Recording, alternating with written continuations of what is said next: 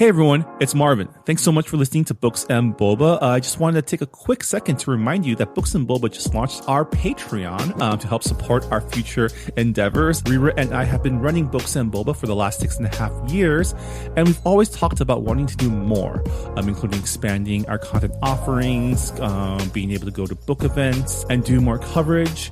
And so to help us get closer to those ambitions, we started a Patreon to help us grow and to better support books by Asian and Asian American authors. We are offering 2 tiers for our Patreon. The first is our regular Boba member coming in at $3 a month, which will give you access to our brand new Books and Boba Discord server so you can engage with your fellow Books and Boba Club members and also Rira and myself in real time. This is where we'll be aiming to move the bulk of our book club discussions, but rest assured we'll still have a presence on Goodreads as well. And our premium tier is our Honey Boba member tier coming in at $5 a month, where in addition to access to our Discord server, you'll also get access to our monthly Boba Chats, a bonus podcast where Rira and I and some guests will get together each month and have a more casual discussion on stuff that may or may not be book related, as well as answer some listener Q&A. Honey Boba members will also have access to a poll to help decide an official Books and Boba book pick once per quarter. So if any of that sounds interesting to you, support Books and Boba on Patreon by going to patreon.com/booksandboba. As always, Rira and I really appreciate your support. All right, thanks for listening, and I'm on with the show.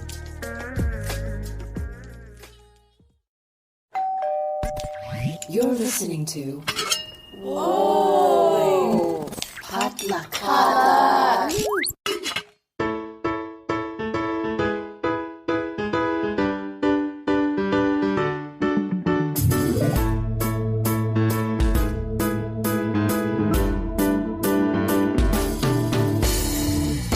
And welcome to Books and Boba, a book club and podcast featuring books by Asian and Asian American authors. I'm Marvin Yue. And I'm Rira Yu. And on today's episode, we're talking with Katie Zhao, the author of The Dragon Warrior and the Fallen Hero, and the upcoming How We Fall Apart. Yeah, so we had a lot of fun talking to Katie about Chinese mythology, how she got started with writing, and just the importance of representation on the page. Yeah, it's really cool to talk to someone who's writing books, especially for younger readers, because as we've all mentioned before, these are all books and stories that we wish we had when we were growing up. And I'm not ashamed to say that I had a lot of fun reading Katie's books. It's jam-packed with great Easter eggs for those of us who are familiar with Chinese mythology and folklore, as well as a lot of subtle nods to Asian American culture. It's really a lot of fun. And for those of you looking for things to give to the young readers in your life, this is definitely highly recommended from my end. And with that said, we're going to move on to the interview. Yeah, enjoy.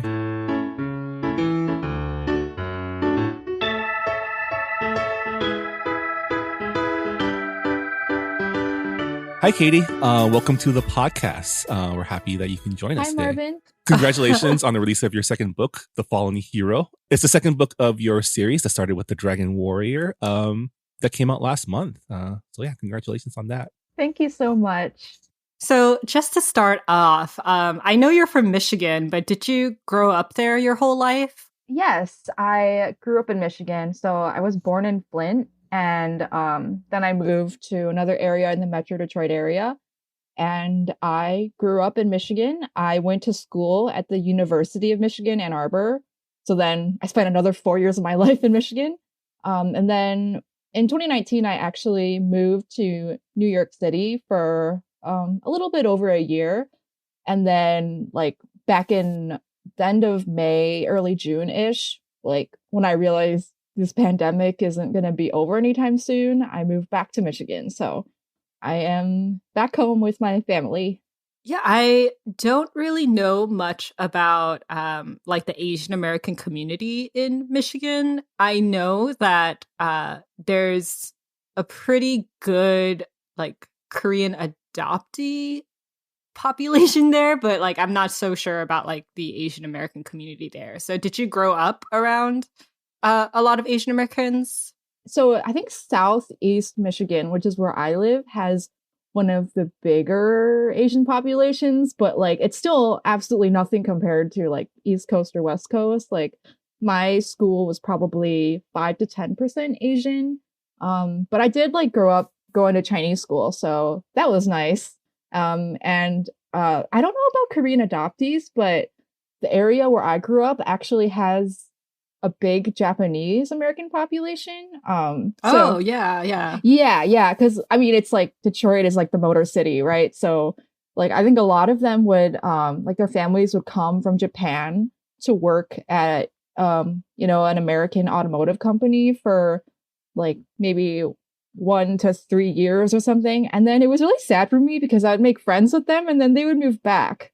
But yeah, that's like probably like the extent of the Asian American community around here. It was a real shock for me moving to New York and just being so overwhelmed by all the Asians everywhere and like Asians who are like really Americanized, but then Asians who are also like kind of fresh off the boat. Yeah, I mean, if you head to Chinatown, it's, a totally different world. Yeah. Yeah, so I heard through the grapevine that you're a pretty well-known Wattpad author. So I am guessing that you have been writing since at least high school, probably younger, right? Yeah. Wait, first of all, what grapevine was this? It was just like floating around book blogs. So yeah, okay. Interesting. I have talked about it. Have you dug up something dark before? I've talked a little bit too much about it. I like to joke that like I want to like block out that part of my memory, but no, Wattpad was like I have my thoughts on that website, but it was a good starting block for me to like really get used to like getting like writing a novel length story, and also like because it's so interactive, I could get like reader comments on every chapter I uploaded. So that was like really encouraging.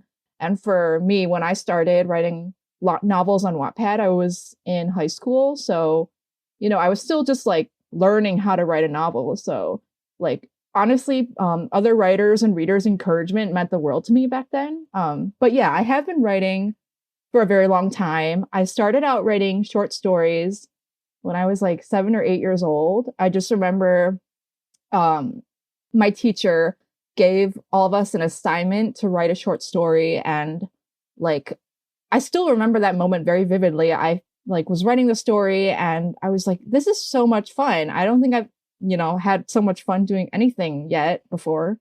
But I was still very young, so I didn't know this is what I would want to do for the rest of my life.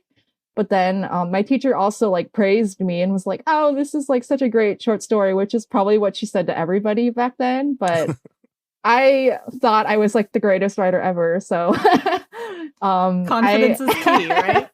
In this industry, it really is everything, but not like being overly confident, just like, just having enough confidence to continue like pushing through rejections and putting yourself out there, I think is definitely key.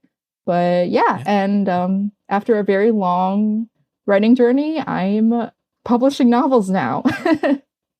Yeah. Do you remember what short story got you that key praise?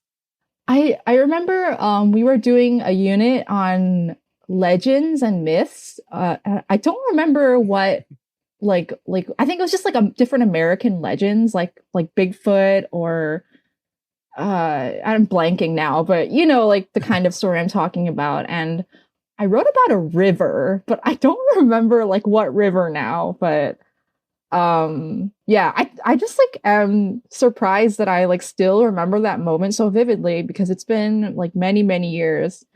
But I think that was like a key moment for me as a writer. Did you ever participate in NaNoWriMo? I'm asking this because November is just around the corner. I'm so glad you asked. So in high school, I would like say, I'm going to do nano, and then just like I wouldn't have time, or I just like wouldn't finish whatever book I was working on. But The Dragon Warrior was actually my Nano 2017 novel, and I ended up rewriting that very bad nano draft like 2 or 3 times after, but it was still like like the first time I sat down and told myself, I'm going to do nano. I'm going to write this novel that's been in my head. And like, I'm not going to like, let myself slack off. So that was exciting. And then How We Fall Apart, which is my young adult debut coming out August of next year, was my Nano 2018 novel. So I didn't do Nano in 2019 because I was all nanoed out, but I'm hoping to do Nano this year. We'll see, like, depending on if I have too many author responsibilities on my plate. But so far, I'm looking ahead in November, and I'm like purposely not taking on like too many extra things right now to like hopefully make room in my schedule for another nano attempt. Wow. That's So so all cool you that aspiring you're authors out there, this is how you put in the work. Yeah. I mean, that's so cool that like Dragon Warrior was a nano draft, because I feel like a lot of authors, who do nano, their first manuscript is just utter crap and they just put it in the drawer. And that's just, part of the writing process. You just have to like get a drawer novel out there to actually start on a real novel. So that's really interesting that that Dragon Warrior was a nano project.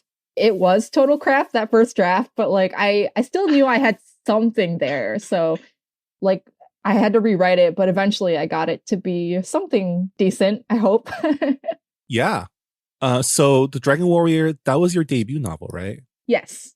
Can you share about how it got there from a NaNoWriMo project to actually getting published? Sure. So it was a very long and grueling process, but it was I think writing The Dragon Warrior was the first time that I wrote a novel and felt like there's something here and I want to do whatever I can to like keep rewriting it until it's like something I can query, because I'd written other novels before, but like I'd never truly learned how to revise. Like I would do like, like little lazy edits here and there, like clean up the grammar or whatever, but that's not like the level of work that it really takes to write something that I think, is good or publishing quality.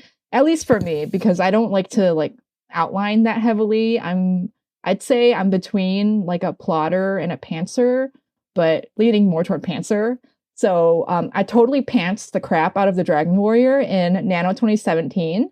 And I actually made my sister read the whole draft, bless her. And she came back to me and said very bluntly, like, this is very bad. and I was like so shook. I was like, okay, I can't be that bad. But then like I let her feedback like simmer my mind, and she gave me other feedback too, but I like let it simmer my mind, and then I realized, oh, she's right, like this whole thing needs to be rewritten. And then I spent like the better part of December and January rewriting this draft, and I ended up like totally overhauling it like at least one or two more times. And then after that, like when I was finally like sort of happy with the draft, like I started doing like little line level edits, like grammar, spelling, all that good stuff. And then this was also the part of the process where I learned how to get critique partners, because before, when I wrote my novels, it was just like I would just get like surface level comments from Wattpad readers, and like they would just say like, this is great, please upload the next chapter, but that's not going to help me like get the level of feedback I need to understand how to improve my story. So I found my critique partners on Twitter, and they're still some of like my closest writer friends today. And we just like traded manuscripts, and like it was really their feedback that helped me reach, the true heart of The Dragon Warrior, and to help me shape it into something that wasn't complete trash. And then starting in the beginning of January of 2020, 2018, I finally like felt like this book is ready to query. I think like toward the end of the month or something, I started querying and querying agents. And I was very lucky that in my first round of querying, I pitched my current agent, Penny Moore. And I had a feeling that she would like it, because like I'd been following her Twitter for a while and just like seeing the kinds of stories that she likes and the authors that she represents. Back then, Akemi Dawn Bowman was like, I think her big name author. So, and I loved Akemi's writing and was like, okay, well, she seems to like be really passionate about representing Asian authors. So I'm going to pitch her. And I did. And she loved The Dragon Warrior and she signed me in February of 2018. And then Penny and I revised The Dragon Warrior for like a few weeks, I think. And then we went on sub very quickly and very quickly sold to Bloomsbury in March of that year. So this was like a whirlwind for somebody who had been writing her novels with like, you know, no agent or anything in sight for so long. Like this, The Dragon Warrior was not the first novel I queried. I think it was the fourth novel I queried. But like I said before, the novels that I wrote before The Dragon Warrior, I didn't know how to like really rewrite and revise yet. So they ended up going nowhere. But when I really put in like the work and, you know, got a lot of feedback from great writers, I was able to write something that an agent loved and then an editor loved. And so we quickly sold it. And now it's October 2020 and The Dragon Warrior and The Fallen Hero are both out. That's awesome. So you were doing all this while also like working, right? Yeah. So actually in 2017, when I first got the idea for The Dragon Warrior and started drafting it, I was in my like it was like my fourth year of school. So I technically graduated from U of M in 2017. After 3 years, I graduated with an English major. But then my parents really wanted me to do accounting. And so I did a 1-year Master's of Accounting program at U of M in 2018. And so like it was like around that time, you know, I was like about to start the program and everything where I was like really frantically writing. And then, I mean, during that year, it was like mostly my school year where I was like, you know, I knew I didn't want to do accounting and I knew that writing was what I wanted to do for the rest of my life. So, like, it was really during that grad year that I just like decided I was going to put in all the work that I could into this book. And it was really weird because I would go to like my accounting lectures and like everyone would be like so into accounting and stuff. And I would just be like, like daydreaming and like brainstorming for my novel and then like writing it in the evenings. I just felt like I was like living two lives basically. And then I actually landed a full-time job at KPMG in like right after I graduated.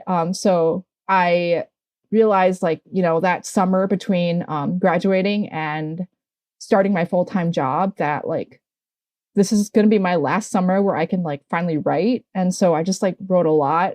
That was when I wrote my young adult. And in 2018, when I started my full-time job, I was, you know, still doing edits for The Dragon Warrior. And I'd also like, I was also like trying to edit How We Fall Apart, my YA. So it was just like, for a while, it was just me like bouncing between, you know, two different worlds almost. And then I ended up like leaving that job early just because it was like really toxic and the hours were like, I mean, quite frankly, they weren't manageable. Like even if I didn't have a whole separate writing career, like I was in the office till midnight some days. And I realized like I had sort of hit like a fork in the road. Like, yes, I could keep doing like, you know, the good Asian daughter thing and keep working at this like really prestigious accounting firm. Or I can like, you know, I didn't really have a choice. I felt like, because I was like, well, writing is what I love and I already have book deals. So like, I don't understand why I would like, you know, keep forcing myself to like try to do two careers when clearly I didn't care about one of them. So I ended up leaving that job. And then that was also when I decided to move to New York because I was like, well, I'm quitting my job, so I might as well just do another crazy thing too and move to New York City. So I moved and then I actually ended up getting a full-time job in New York, but it was like way more chill. It was still in accounting. And then I worked there for a year while like launching the Dragon Warrior and everything. So that my whole debut year, I was still pretty busy. But then at the beginning of this year, I ended up losing that job, but it was kind of a blessing in disguise because like, just a couple months later, I realized, I kind of have to get out of the city now because we're in a pandemic. And also like, maybe this is time for me to just fully invest in my writing. So that's what I've been doing since then, just full-time writing. Wow, that's a lot of like important life milestones. I'm so impressed that you were able to juggle that many responsibilities while you were writing. So I really love the dedication in The Dragon Warrior. I'm going to read it for those who, have never seen the book. For immigrants, children of immigrants, and diaspora readers everywhere, never forget that you are the heroes and dragon warriors of your own story. And I think that's such a lovely dedication. We often say on this podcast how we wish we had these books when we were younger and how being represented on page really matters and make a difference for young readers. So I'm just curious, did writing The Dragon Warrior and Fallen Hero help you, I guess, like come to accept your identity more? Because, like I said, we always wish we had these books when we were younger. This is such a lovely question. Yes, absolutely.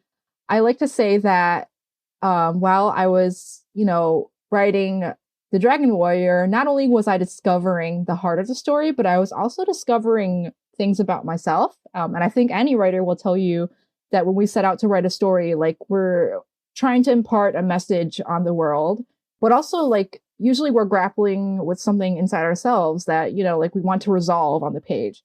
So for me, The Dragon Warrior really is a love letter to my childhood. It's a combination of Percy Jackson, which was one of my favorite childhood series, and the classic Chinese cartoon Journey to the West. And those were like, two wonderful, funny, like fantastical stories that I grew up with. But I never really saw like an intersection of those kinds of stories. And so I wanted The Dragon Warrior to be like that intersection. And it's also, it's really a story about a girl who feels like she doesn't have a place in the world. And I think that's something that a lot of children of immigrants will feel because we're sort of uprooted from our home countries. And I think there's part of us that's always like yearning to go back and learn more about our culture, especially as we get older and realize like there's like a sense of loss when you realize that your grasp on the language isn't as good anymore, or like maybe you never even learned the language. And I've certainly felt that as I've grown older, that I wish more and more that, even though I did go to Chinese school, I had like taken my class more seriously. And so The Dragon Warrior is really just, an attempt for me to like sort of bridge like the cultural gaps that were present in my childhood. And, another thing that's present in The Dragon Warrior is like the settings of Chinatowns. So the reason that I put those settings in there specifically was because when I was younger, like my family would go on road trips a lot and we would like, try to go to a Chinatown. Like we've been to Manhattan's Chinatown. We've been to San Francisco's Chinatown. We've been to Chicago's Chinatown. And I'm sure like there are a few more in there. But you get the point. So like every new place that we would go to, we would like want to try to find a Chinatown. And so that was something that I wanted to be in this novel because I think Chinatowns are really special in that they fuse Chinese culture with like influences of American culture, because there's like, we can sort of see like how they're a little bit Americanized. And, a lot of Chinese Americans grow up there. So I thought it'd be really cool to have a protagonist who has to go on a quest that takes her through Chinatowns. It's really, it's really a way of exploring, identity that was a journey that I also went through when I was younger. And now that I'm older, I'm like reflecting back on that and writing a story that hopefully young diaspora readers also love to read. I really like the premise of like with the Dragon Warrior, you have like an Asian, a multiracial Asian girl who is the chosen one. But in The Fallen Hero, the sequel, you kind of bring up the question of you were the chosen one, but you aren't the chosen one anymore. I like, how has the definition of hero changed from book 1 to book 2? Just out of curiosity. This is such a great question. Oh my, all your questions are so great. So in the Dragon Warrior, I wanted specifically to use the chosen one trope because, yes, it's a trope, but it's like a trope that, you know, children of color haven't seen themselves in. And so I really wanted to like have a Chinese diaspora protagonist, who is the one who is supposed to be the hero, in the story. And she's the one who has to take on a quest and the gods have, you know, chosen her. And then in the Fallen Hero, she's fallen from that role. And that's one of the reasons why it's called the Fallen Hero. And I guess this is a spoiler for the Dragon Warrior, but like the role falls to like her brother, right? And now Farron is like questioning like, who am I now that I'm not, you know, now that like I've seen like this role that the gods wanted to give me and said, I don't like what you're doing and I want to stay true to myself and do what I think is right. So that's what the Fallen Hero explores. And you know, as much as the Dragon Warrior is a story about a girl who's like trying to find her place in the world and reclaim these parts of her identity and become proud of who she is and like live up to these gods, the Fallen Hero is a story about when authority figures, you know, are like not doing great things, basically. Like when you know, when a hero realizes that, you know, she no longer agrees with the vision of these authority figures, like what does she do and how does she respond to that? So yeah, the Fallen Hero is really about Farron like discovering like what she holds, you know, as very valuable to herself and learning that she can sort of find her own way and choose the path that's right for her and just stay true to her heart. I feel like that's such an Asian thing, you know, like how like with authority, we're taught at a very young age that we have to respect them and they know like the best for us. Keep your head down and just listen. And, you know, when you get older, when you go through your own life experiences, it's like, no, I have to stay true to myself. I have to accept who I am in order to like become the hero that I think that I deserve to be. So I really, really like the theme that you chose. I'm not Chinese American, but Marvin is. So I'm not really familiar with Chinese folklore. But I do know that you have the Monkey King as one of the figures in your story. But that's like a character that shows up a lot in pop culture, right? Yeah, I mean, so you have a lot of characters pulled from Chinese mythology and folklore, like Sun Wukong, Naza, Guan Yu Sa, and a lot of like, for me, recognizable figures because I am Chinese. And the characters that you reference and pull from like the pantheon is actually really varied and come from a lot of different legends. How much research did you do into Chinese folklore? Was this something you always had in your mind or something that you followed? So I feel like I like, you know, was like not realizing it when I was younger, but I was kind of researching for this book just because like I was so fascinated by Journey to the West. And like, I mean, when I was younger, like, you know, there wasn't all this fancy technology. There's no TikTok or Instagram. Back in my day. And like, honestly, my parents were like very far behind in technology and like what they would give to my sister and me. So we didn't have much to do except like sit around rereading the same books and rewatching the same movies and shows. So we ended up rewatching Journey to the West like so many times. But I loved it. Like I still love that cartoon series. When I was writing The Dragon Warrior, I rewatched it and I totally counted that as part of my research.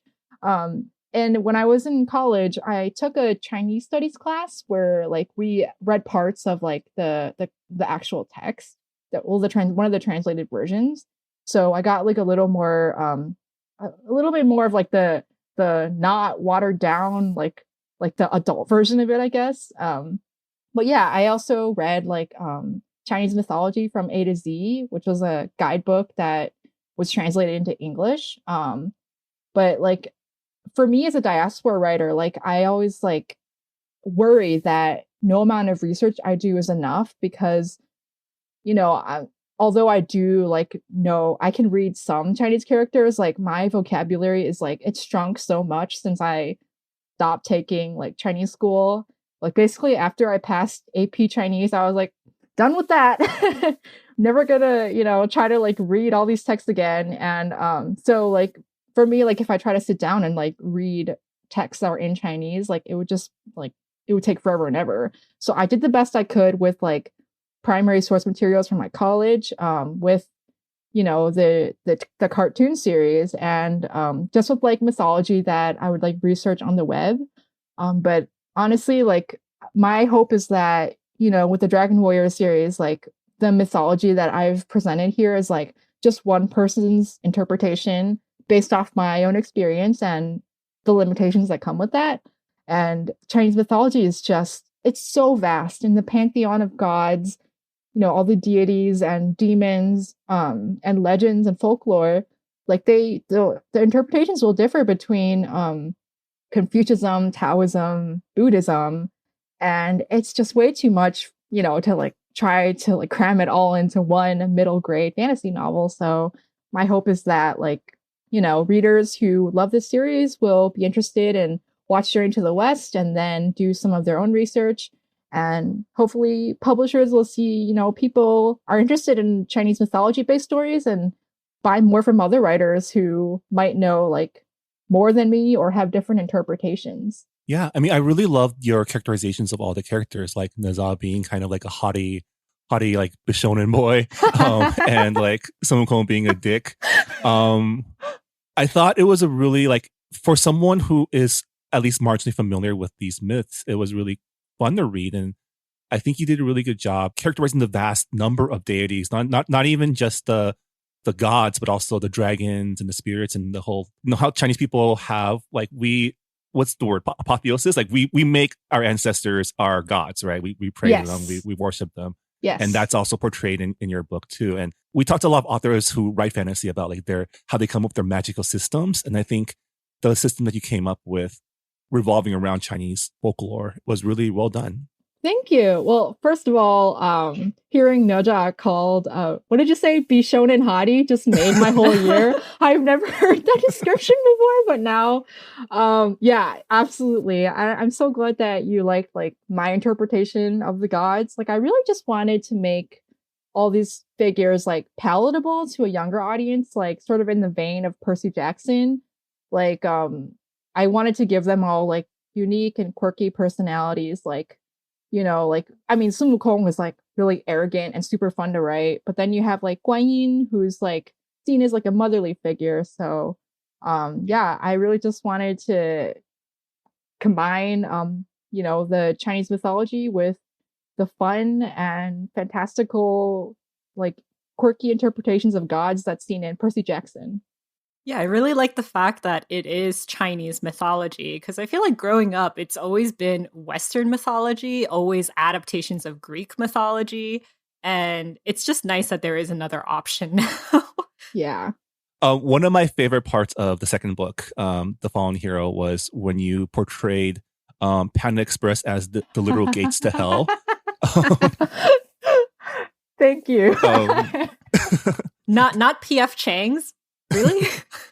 I did enjoy all the subtle call-outs to, Asian American culture, having Asian snacks, and it was cool to see something that invoked the culture that we grew up in. I'm so glad. Yeah, I really just, when I wrote this, I was like, well, what would childhood me have taken on a quest? And I was like, I would have taken Pocky or like, like white rabbit candies or like hawthorn flakes, just like the little snacks that I grew up eating.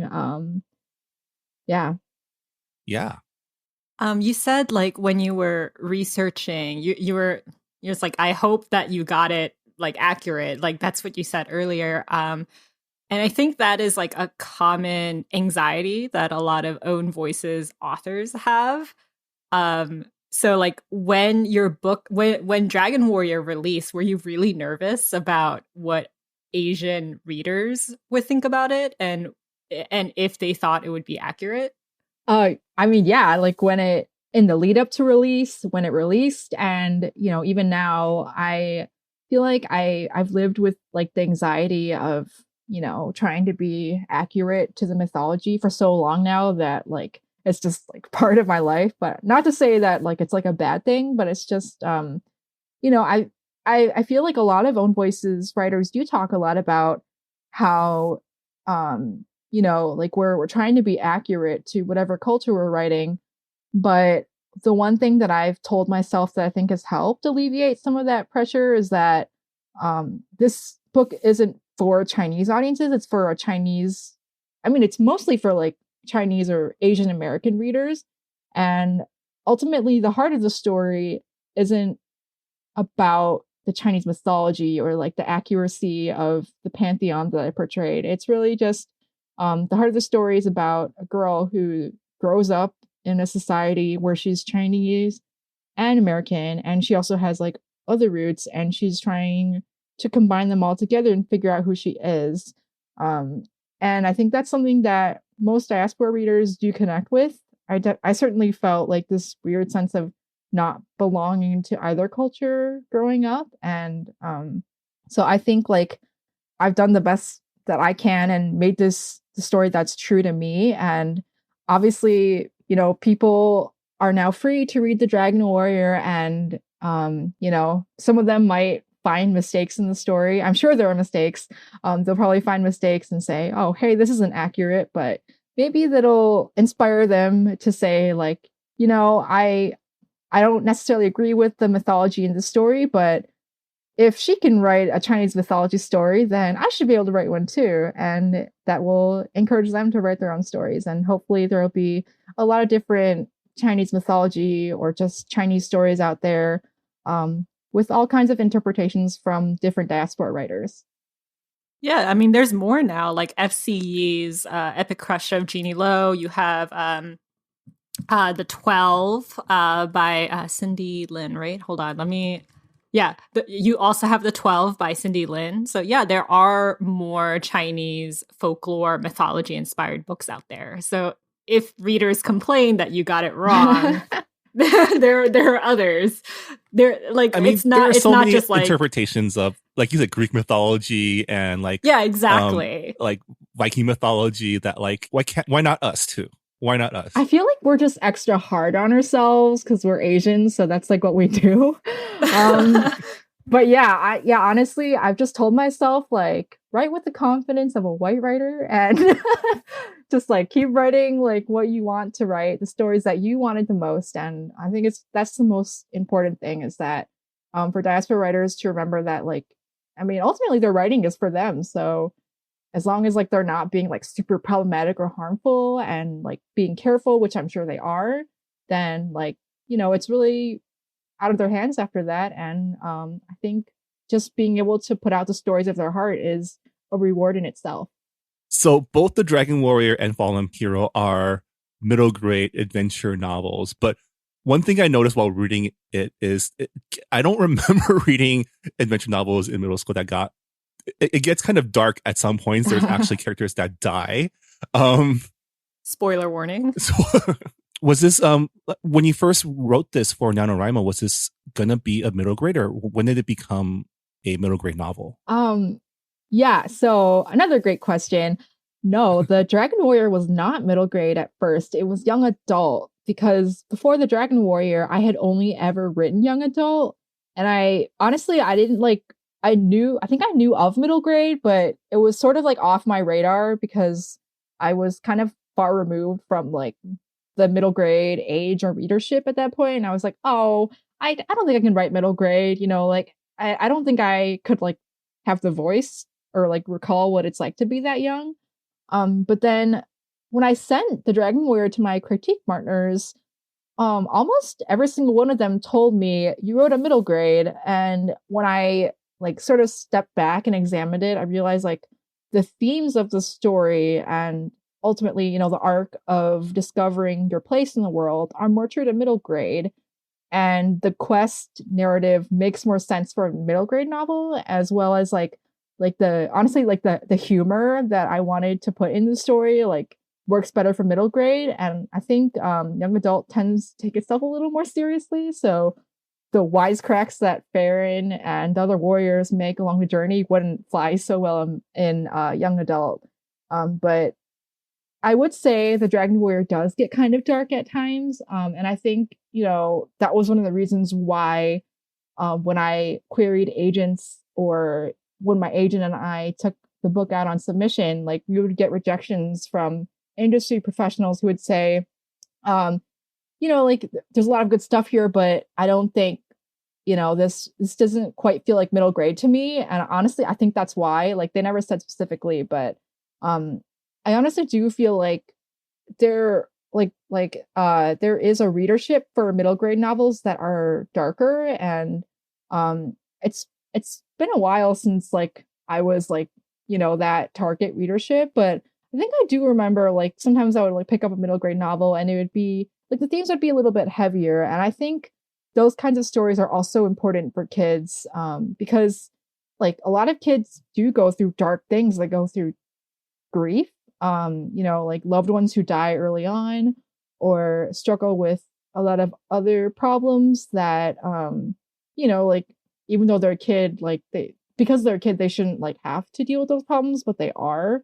And so I think having novels that engage with those darker themes is important for them to realize that they're not alone. I think there's a lot of comfort in picking up a book and, reading a story where something happens and you see that your own darker, unfortunate experience is reflected in that, and realizing, oh, I'm not alone. This is how this character got past this obstacle. Maybe I can do something similar. I think there's a lot of value in that for middle grade readers. Yeah. I mean, as a full-fledged adult reading your book, I was riveted and also very sad at the sad parts. So I think you did a really good job. You said you're working on your YA now. Can you tell us a little bit more about that project? Yes, I can. So my young adult debut is a thriller with an Asian American cast. It's called How We Fall Apart. And it's pitched as One of Us is Lying meets Crazy Rich Asians. And it's a story that's set against the backdrop of Manhattan's elite. And it's about these 5 Asian American students who are top students at an elite prep school. And then at the beginning of the book, it's revealed that one of them, who was sort of the queen bee, very top student in the school, dies. And the other 4 characters who were sort of part of her friend group, but also very competitive with each other, start to become pinned as the main suspects. And it's really, when I wrote this novel, I really just wanted to have an open conversation about, the very, I think, toxic competitive environments that we see in high schools in America today, and especially among Asian kids, children of immigrants, kids who feel this immense amount of pressure to live up to their parents' and society's expectations. Because I think we do see this a lot with Asian kids, especially whose parents, are have pretty rigid, strict expectations of them. And their expectations are get full score in the SATs, go to Harvard, Yale, Princeton, Stanford, all these top schools. And, what happens to the kids who don't live up to those standards? Because Asian Americans are not a monolith and we're not all super smart.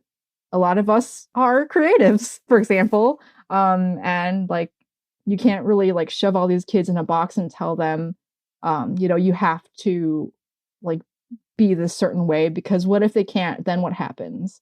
And so How We Fall Apart is it really just took me into a deep dive of my own high school days and how much pressure I put on myself to live up to my parents' expectations, but also just to society standards. Because when I was in high school, I feel there was so limited representation for Asian Americans. And what I saw was just like top students, like the Asian kid on screen was like the nerd, the person who went to Stanford, got like perfect test scores and everything. And I feel like that if that's like the only message that you're giving to Asian kids, then they're going to look at themselves, like if they fail a test, for example, and say like, what's wrong with me? Like, why can't I like fit this standard that it seems like every other Asian kid is able to do?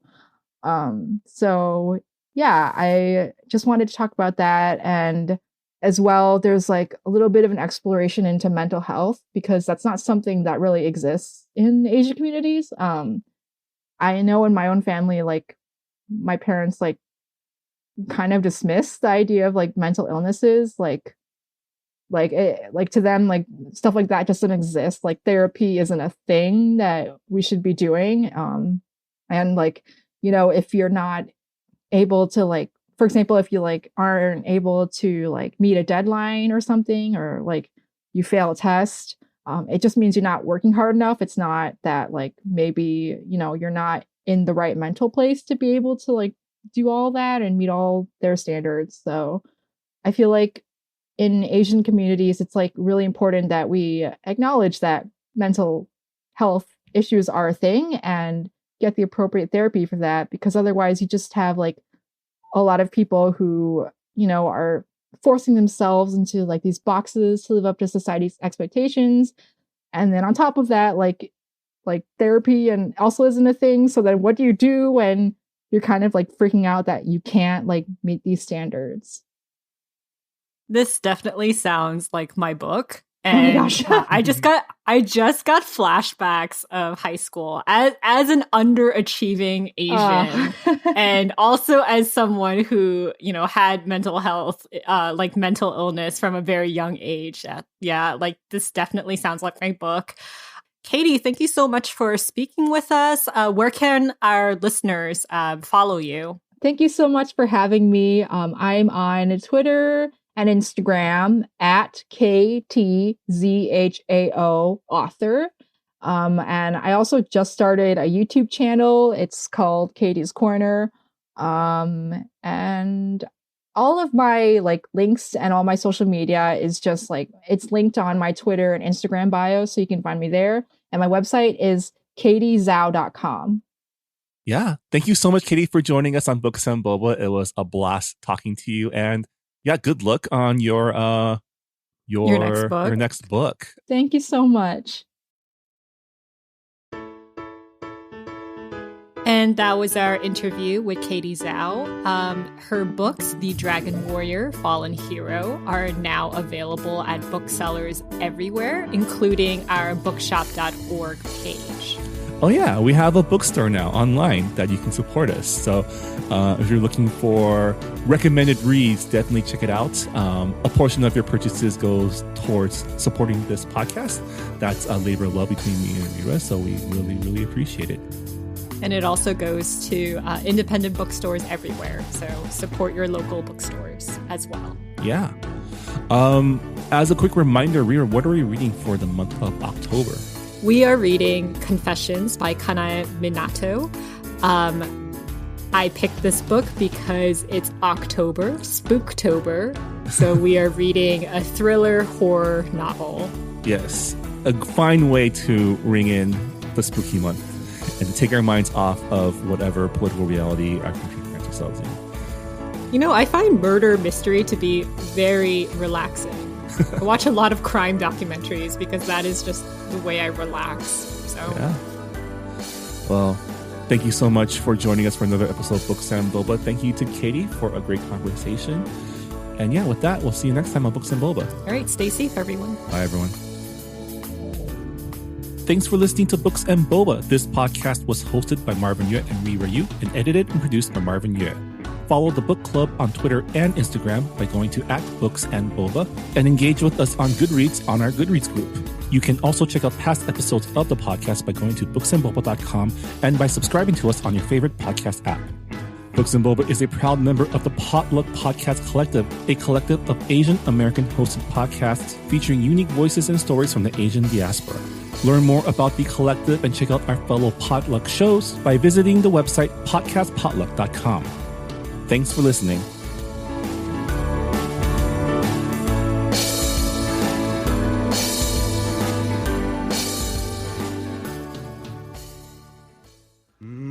But we're still here, and we're going strong. It's an exciting time in Asian America. There are more movies, TV shows, books, and music reflecting us than ever. But all of these represent just a small slice of Asian American culture and experiences. So what do? Tell more slices. Asian Americana is a show that explores these slices of distinctly Asian American culture and history. We've talked about how Chinese Americans built California's Sacramento Delta, the art scene turns gallery institution Giant Robot, a play that explores the lost Cambodian pop music of the 60s and 70s, and, of course, Boba, just to name a few stories.